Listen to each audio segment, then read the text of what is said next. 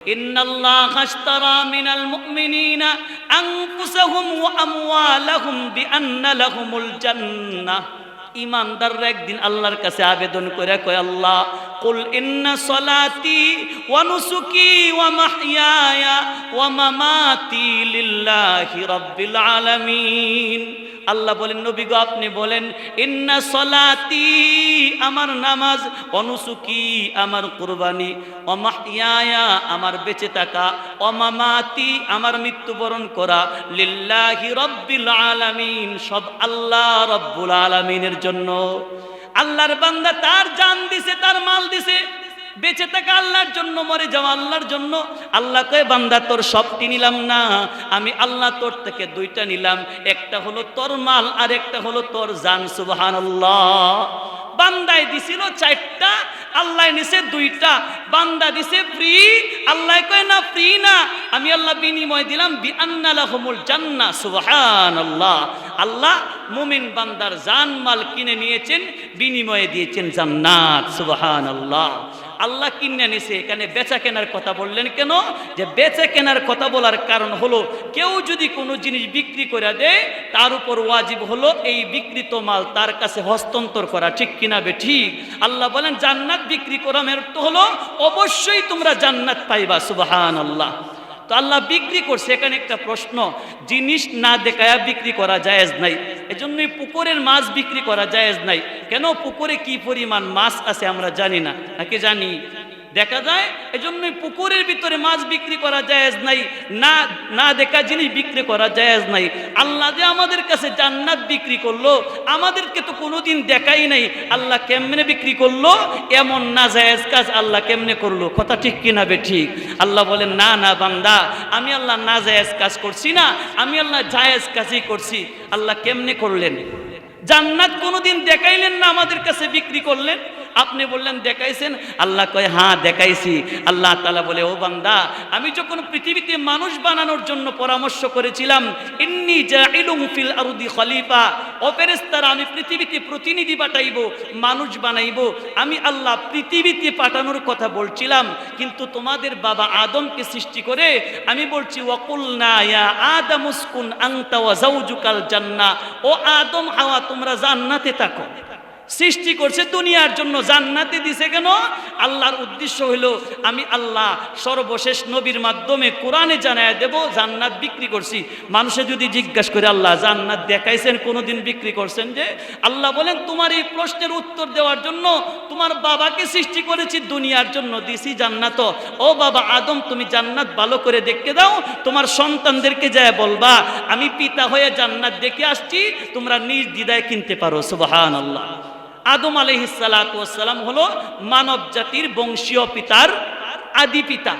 আরেকজন রুহানি পিতা আছে আমাদের নবী সাল্লাল্লাহু আলাইহি ওয়াসাল্লাম, তিনি হলেন আমাদের রুহানি পিতার প্রধান পিতা। আল্লাহ তাআলা আমাদের নবীকে একদিন বলতেছেন, নবীজি আপনার উম্মতকে আমি জান্নাত বিক্রি করার ঘোষণা দেব, আপনার উম্মত যদি জিজ্ঞাসা করে আপনি জান্নাত দেখছেন, আপনি উত্তর দিবেন কি? এজন্য আপনি একটু আসেন সাত আকাশের উপরে, জান্নাত একটু ঘুরে ফিরে দেখে যান, আপনার সন্তানদেরকে যা বলবেন আমি নবী হইয়া তোমাদের জান্নাত দেখে এসেছি, তোমরা জান্নাত কিনো। সুবহানাল্লাহ। এজন্য মেরাজের রজনীতে আল্লাহ নবীকে জান্নাতের ভিতরে ঢুকায়া দেখাইলেন, এটা জান্নাত, এটা জান্নাতি হুর, এটা জান্নাতের শরবত, এটা জান্নাতের পানি। কেন? তোমার উম্মতকে যায় বলবা আল্লাহ যে জান্নাত বিক্রির চ্যালেঞ্জ করেছেন, এই কথাটা ঠিক। আল্লাহ তাআলা বলেন, বান্দা তোমার জান আর মালের বিনিময়ে আমি আল্লাহ জান্নাত দিলাম তোমাকে, তোমার জান মাল কিনে নিলাম, কিন্তু জান মাল আমি আল্লাহ নেই নাই, সাথে সাথে নেই নাই, তোমার কাছে আমানত রেখে দিছি। তোমার কাছে আমানত, আমি কিনছি তোমার জান, আমি কিনছি তোমার মাল, কিন্তু তোমার কাছে আমানত রাখছি, আমার যখন প্রয়োজন হবে আমি আল্লাহ নেব। আমার প্রয়োজন কোন সময়?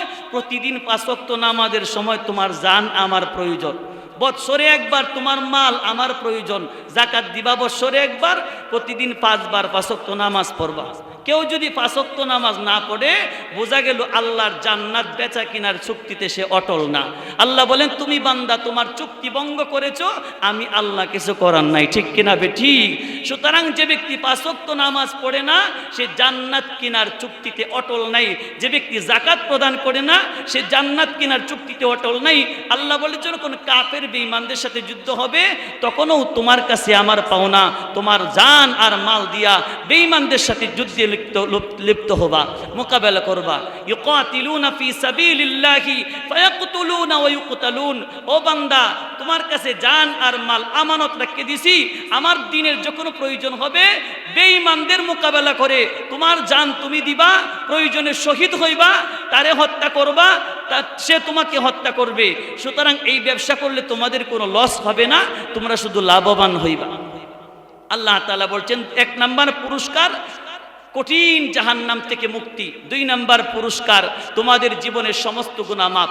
যে ব্যক্তি জিহাদ করে এই ব্যক্তির জীবনে সব গুনাহ মাফ, তবে একটা গুনাহ আল্লাহ মাফ করেন না, ইল্লা দাইন, ঋণ আল্লাহ তাআলা মাফ করেন না।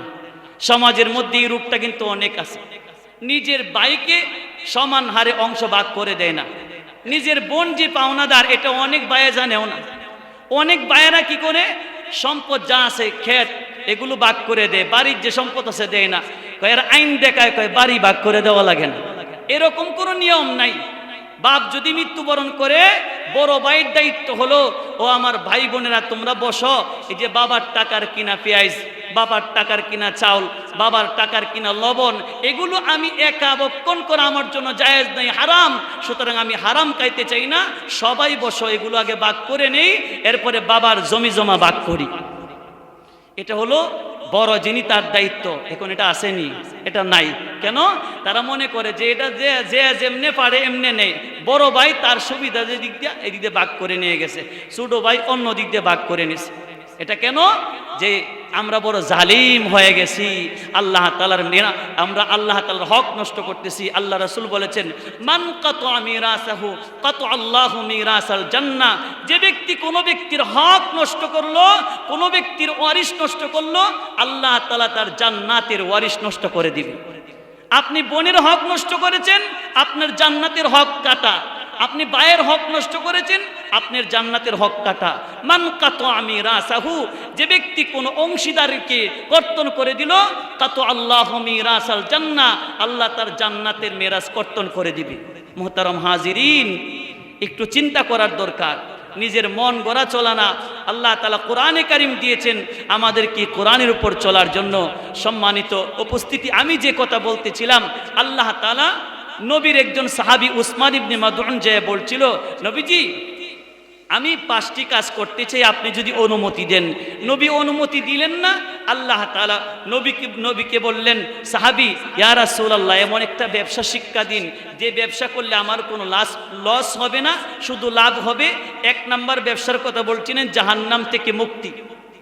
বর্তমানে জাহান্নামে যাওয়ার যাত্রীর অভাব নাই, ঠিক কিনা বেঠিক? জান্নাতে যাওয়ার যাত্রীর অভাব। হাদিসের মধ্যে আছে, এই মাহফিল হলো জান্নাতে যার, মানে জান্নাতে একটা বাগান। এটা বাগান বললো কেন?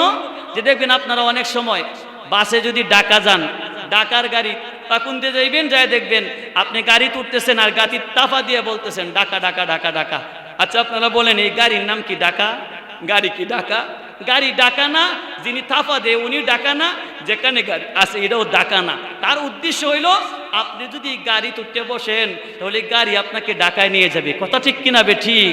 সুতরাং এগুলোকে জান্নাতের বাগান বলা হয়। এর অর্থ কি?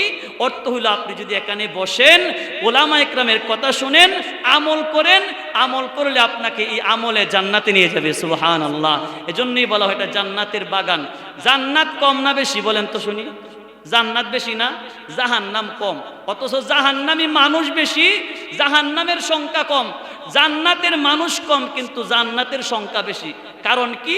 আল্লাহ তাআলা বুঝাইলেন, আমি আল্লাহ রহমান, প্রত্যেকটা আদম সন্তানের নামে একটি করে জান্নাত আমি আল্লাহ বানায় রেখেছি। সুবহানাল্লাহ। আবু লাহাবের নামেও জান্নাত আছে, আবু জেহেলের নামেও জান্নাত আছে, ফেরাউনের নামেও জান্নাত আছে, উতবার নামেও জান্নাত আছে। আল্লাহ মুসলমানদের নামেও জান্নাত রাখছে, বেঈমানের নামেও জান্নাত আছে। কেন? আমি আল্লাহ দয়ালু, আমি আল্লাহ রহমান, আমি আল্লাহ মেহেরবান, কিন্তু জাহান্নাম কমায়া বানাইছি। এরপরে আল্লাহ তাআলা বলবেন লাআমলা আন্না জাহান্নামা মিনাল জিন্নাতি ওয়ান নাসি আজমাইন। এই 7টি জাহান্নামকে আমি আল্লাহ মানুষ আর জিন দিয়ে ভরপুর করব। কিন্তু জান্নাত অনেকগুলো বাকি থাকবে। এরপরে আল্লাহ তাআলা নতুন সৃষ্টি করে এই জান্নাতের ভিতরে ঢুকায় দিবেন। সুবহানাল্লাহ। আমি বলতেছিলাম যে জাহান্নামকে আল্লাহ তাআলা শক্তি করেছিলেন, তোমার পেট ভরিয়ে খাবার দেব।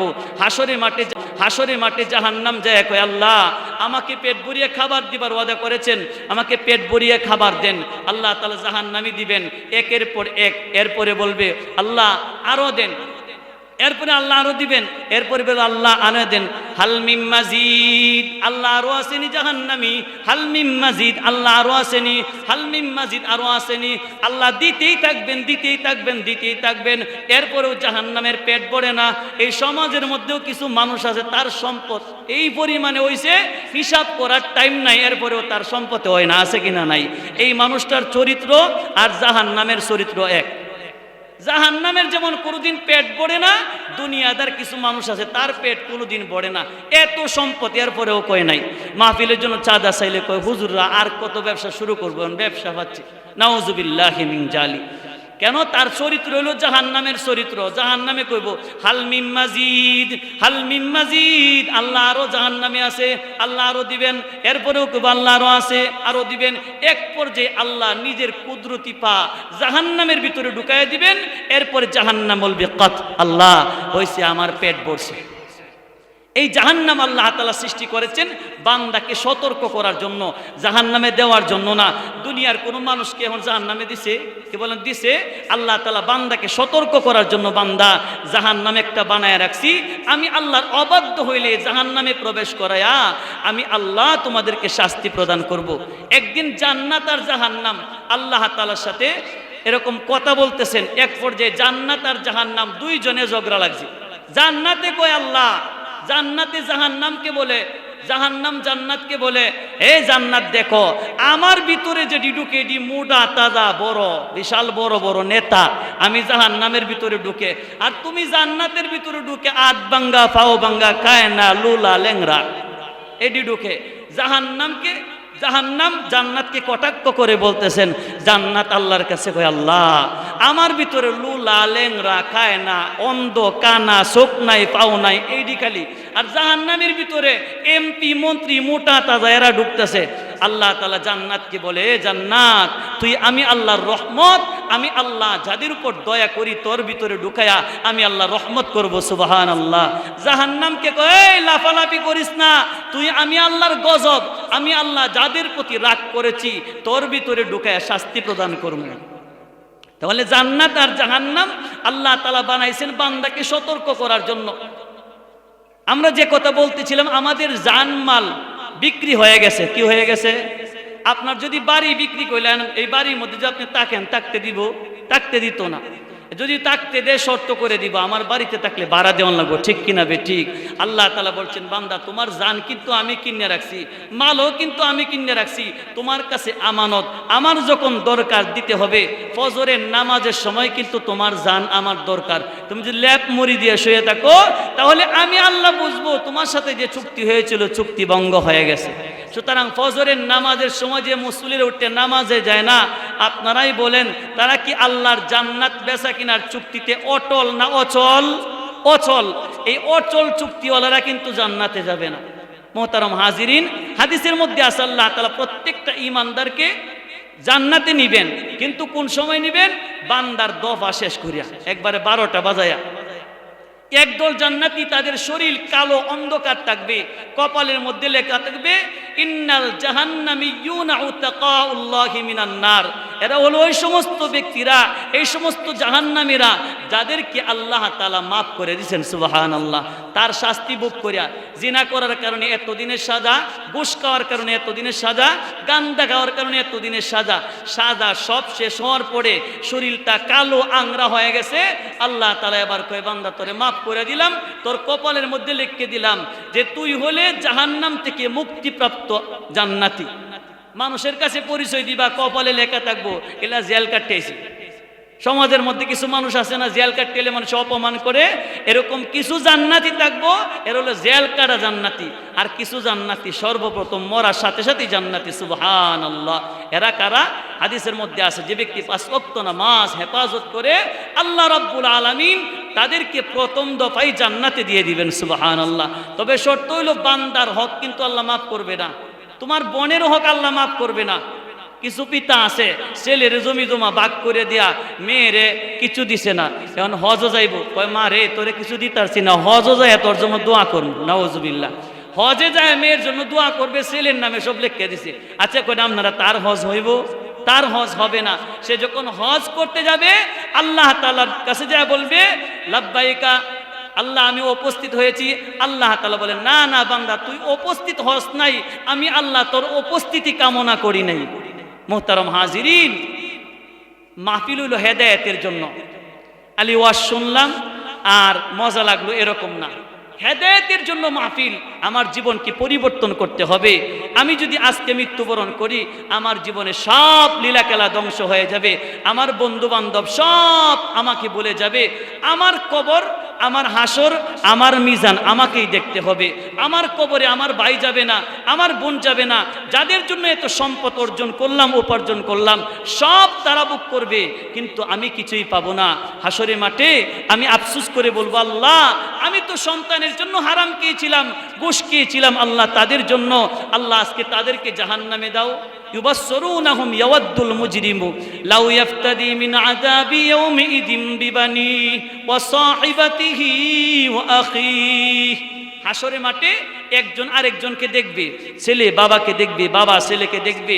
একজন অপরাধী ব্যক্তি যে তার ছেলে মেয়ে স্ত্রীর জন্য গুনার কাজে লিপ্ত হয়েছিল, হারাম সম্পদ উপার্জন করেছিল, এমন একজন হারামখোর ডাক দিয়ে বলবে আল্লাহ আজকে আমাকে জাহান্নামে না দিয়া আমার সন্তানকে জাহান্নামে দাও। আল্লাহ বলেন না হবে না।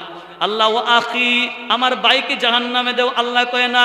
আবার বলে ওয়া ফাসিলাতিহিল্লাতি তুবি, আল্লাহ আমার বংশের সব মানুষকে জাহান্নামে দাও, এরপরে আমাকে মুক্তি দাও। আল্লাহ বলেন না হবে না। ওয়া মান ফিল আরদি জামিআ, আল্লাহ দুনিয়ার সকল মানুষকে জাহান্নামে দিয়ে দাও, তাদের বদৌলতে আমাকে একা জান্নাত দাও। আল্লাহ বলেন কাল্লা আল্লাহ তাজিরু ওয়াজিরাতুম বিজরা উখরা, বান্দা একজনের অপরাধের শাস্তি আরেকজন ভোগ করবে না, তোমার জাহান্নাম তোমাকেই ভোগ করতে হবে। বান্দা জাহান্নামে যা। এবার বান্দা কয় আল্লাহ আমি জাহান্নামে যাব না কেন? কয় আল্লাহ আমার কিছু উজর আপত্তি আছে। আল্লাহ কয় উজর? জাহান্নামে শুধু জাহান্নামে যা। কেন? আল্লাহ আমার কিছু উজর আছে। কি উজর? কয় বল। আল্লাহ এক নাম্বার উজর রব্বানা আরিনাল্লাযাইনি আদাল্লানা মিনাল জিন্নি ওয়াল ইনসি নাজআলহুমা তাহতা আকদামিনা লিয়াকুনা মিনাল আসফালিন। রব্বানা আরিনাল্লাযাইনি, আল্লাহ আমার ওই সমস্ত মানুষদেরকে দেখান আদাল্লানা মিনাল জিন্নি ওয়াল ইনসি, যে মানুষরা আমাকে গুমরাহ করেছিল, যে জিনেরা আমাকে গুমরাহ করেছিল। আল্লাহ আমার বাবা আমাকে গুমরাহ করেছে, আমার মা আমাকে গুমরাহ করেছে, সমাজের নেতা আমাকে গুমরাহ করেছে, তাদেরকে দেখাও। আল্লাহ কই দেখালে কি করবি? কয় নাজআলহুমা তাহতা আকদামিনা, আজকে তাদের কলিজায় লাথি দিব, তাদের কলিজায় লাথি দিয়ে আজকে আমি জাহান্নামে যাইব। আমার পিতা মাতা সঠিক পথ দেখাই নাই, জাহান্নাম থেকে বাঁচানোর কথা বলে নাই, আজকে তাদের কলিজায় লাথি দিয়ে জাহান্নামে যাব। আল্লাহ তাদেরকে দেখায় দিবেন উনি তোমার মা, উনি তোমার বাবা। আল্লাহ তাআলা তার নামে কেস করবেন ছেলে, আল্লাহ তাআলার আদালতে পিতা ছেলে পিতার নামে কেস করবেন, পিতা ছেলের নামে কেস করবেন। কেস হওয়ার পরে আল্লাহ বলবেন এবার বান্দা জাহান্নামে যাও। কয় না আল্লাহ আমার আরেকটা দাবি। কি দাবি? রব্বানা আমাত্তানা ইসনাতাইন ওয়া আহইয়াইতানা ইসনাতাইন ফাআতারাফনা বিযুনুবিনা ফাহাল ইলা খুরুজিম মিন সাবিল। আল্লাহ আপনি আমাদেরকে দুইবার মৃত্যু দিয়েছেন, দুইবার জীবন দান করেছেন, আপনি মৃত্যু দিতে পারেন, জীবনও দিতে পারেন। আল্লাহ এই জাহান্নাম থেকে বাঁচিয়া দুনিয়ার যাওয়ার কোনো রাস্তা আসেনি। আল্লাহ কয় না দুনিয়াতে যাওয়ার কোন রাস্তা নাই, এবার বান্দা জাহান্নামে যা। কয় না আল্লাহ আরেকটা দাবি। কি? ইউবাসসিরুনাহুম, আল্লাহ আমার স্ত্রীর সন্তানকে দেখাও। এবার বলবে আমার স্ত্রীর সন্তানকে জাহান্নামে দেও। এরপরেও আল্লাহ মানে না। বান্দা মানে না, এরপরে বান্দাকে আল্লাহ তাআলা ঘোষণা দিবেন, ও ফেরেশতা আমার বান্দাকে গ্রেফতার করে জাহান্নামে নিয়ে যাও। তখন বান্দার শরীরের মধ্যে শিকল লাগায়া টানিয়া শেষরাইয়া জাহান্নামের মধ্যে নিয়ে যাইবেন। আল্লাহ তাআলা বলবেন যে একে জাহান্নামের মাঝখানে নিয়ে যাও, নিয়ে লটকাও, লটকায় নিচের দিকে আগুন জ্বালায় দাও। আগুন জ্বালানোর কারণে তার দেহের অঙ্গ প্রত্যঙ্গ চামড়া পড়ে যাবে, তার শরীরটাকে এরকম বিশাল বড় করে দেওয়া হবে, 70 গজ লম্বা করা হবে, তার এই কান থেকে কাঁধ পর্যন্ত 70 গজ লম্বা হবে, তার দেহের চামড়া 70 গজ পুরো হবে, তার এই 70 গজ চামড়া কিছুক্ষণ পরে পুরে শেষ হবে। আল্লাহ তাআলা বলেন কুল্লামা নাতিজাত জুলুদুহুম বাদদালনাহুম জুলুদান গায়রাহা লিয়াযুকুল আযাব। জাহান্নামীদের চামড়া যখনই পুড়ে যাবে আবার চামড়া পরিবর্তন করে দেব, নতুন চামড়া দেব, আবার পুড়বে, নতুন চামড়া দেব, আবার পুড়বে। তাফসীরের কিতাবে লেখেন একজন জাহান্নামীর এই 70 গজ চামড়া 70,000 বার প্রতিদিন পুড়ে শেষ হবে, আবার নতুন চামড়া আল্লাহ তাআলা দিবেন। এরপরে বান্দা জাহান্নামের ভিতরে কাঁদবে। আল্লাহ তাআলা বলেন জাহান্নামের ভিতরে কান্না করবে, চিৎকার করতে থাকবে। আল্লাহ রাসূল সাল্লাল্লাহু আলাইহি ওয়াসাল্লাম বলেন ইয়া আইয়ুহান নাস উবকু ফাইল্লাম তাস্তাতিউ ফাতাবাকাউ ফাইন্না আহলান নার ইয়াবকুনা ফিন্নার হাত্তা তাসিলা দুমুউহুম ফি বুজুহিম কান্নাহা জাদাবিলু। এ আমার বান্দা বান্দিরা, তোমরা দুনিয়াতে বেশি বেশি কান্দো, তোমরা দুনিয়াতে কান্না করো। ফাইন্না আহলান নার ইয়াবকুনা ফিন্নার, কেননা জাহান্নামীরা জাহান্নামের ভিতরে কানবে। হাত্তা তাসিলা দুমুউহুম, কান্নার কারণে তাদের চোখের পানি বের হবে, এক পর্যায়ে তাদের চোখের পানি শেষ হয়ে যাবে। হাত্তা তাসিলা দুমুউহুম, পানি বের হবে, পানি বের হয়ে শেষ হবে, এক পর্যায়ে রক্ত বের হবে, রক্ত বের হয়ে এক পর্যায়ে শেষ হবে। আল্লাহর নবী বলেন ফাতাকাররাহুল উয়ুন, জাহান্নামীদের চক্ষু ক্ষত বিক্ষত হয়ে যাবে, এত ক্ষত বিক্ষত হবে। আল্লাহর নবী বলেন ফালাউ আন্না সুকুনান উজজিয়াত ফিহা লাজারাত, জাহান্নামীদের চোখের মধ্যে যদি নৌকাও চালানো হয়, জাহান্নামীদের চোখের মধ্যে নৌকাও চলতে পারবে।